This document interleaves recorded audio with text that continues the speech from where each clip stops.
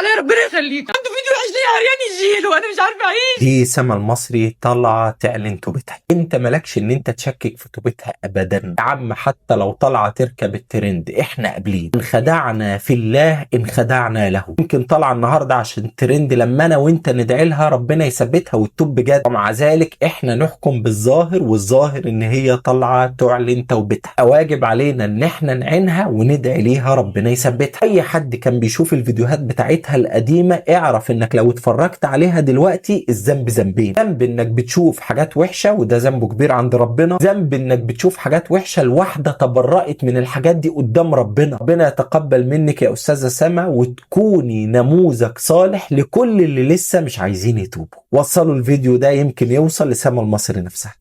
عارف اللي انت محتاج كل شوية اللي انا افكرك ان الترندات دي هي اللي بتدخل النار. اكتر حاجة تدخل الناس النار الخوض في الاعراض. كل يوم ترند ولا ترند لحد ما دينك هيروح. واحدة خلفت ولاد ونسبتهم لراجل، ولاده ولا مش ولاده احنا مالنا. تطلع تقول اصل لونهم مش لونه ولا شبههم مش شبهه يبقى هو كده عنده حق وهم مش ولاده. الموضوع ده اصلا خوض في الاعراض ما ينفعش نتكلم فيه. الشيخ ما هي اصلا والله العظيم هتضيع نفسك. موضوع ان هم شبهه ولا مش شبهه ولا لونهم مخالف للونه ده مش دليل على اي حاجه. واحد جه للنبي صلى الله عليه وسلم بيشتكي له ان ابنه اسمر وهو ابيض ومراته بيضه، فالنبي صلى الله عليه وسلم قال له هل عندك من ابل؟ عندك جمال بتربيهم في البيت؟ فالراجل قال له نعم يا رسول الله. فالنبي قال له ما لونها؟ قال له انما هي حمر يعني حمراء. النبي قال له هل فيها من اورق؟ يعني فيها جمل من ضمن الجمال اسمر؟ قال نعم يا رسول الله. يعني الجمل اللي لونه احمر بيخلف جمل احيانا لونه اسمر. النبي قال له كيف ذلك؟ قال لعل فيها نزعة عرق. يعني الجمل الاسمر ده عنده جد سابع ممكن يكون اسمراني فطلع شبهه. فالنبي قال له ابنك هذا لعله نزعة عرق. فممكن واحد يكون ابيض ومتجوز واحده بيضه ويخلفه واحد اسمر، ايه المشكله؟ القصه دي ما ينفعش اصلا تكون مسار للهزار، وما ينفعش اصلا تكون مسار للخوض في الاعراض. المسائل اللي زي كده اهلها هم اللي بيحلوها او القضاء هو اللي بيفصل فيها مش احنا خالص. عايز افكرك ان احنا في دنيتنا وفي حياتنا عندنا 1000 مليون مشكلة محتاجة تتحل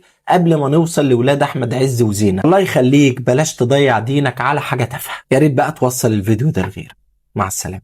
دي نسميها صلاة ايه؟ صلاة اليح؟ صلاة اللسوعة؟ الصلاة اللي على النار دي نسميها صلاة ايه؟ شوفوا الفرق بين الابتداع البعيد عن الدين وبين دين ربنا سبحانه وتعالى. ما يفعل الله بعذابكم، ربنا هيفعل ايه بعذابنا؟ شوف النبي صلى الله عليه وسلم لما يقول صلي قائما، طب مش قادر يا رسول الله، فقاعدا، طب مش قادر يا رسول الله، فعلى جنب. كل بدعة فيها تجديد عن الناس. صلاة اليحيح دي ما نعرفهاش.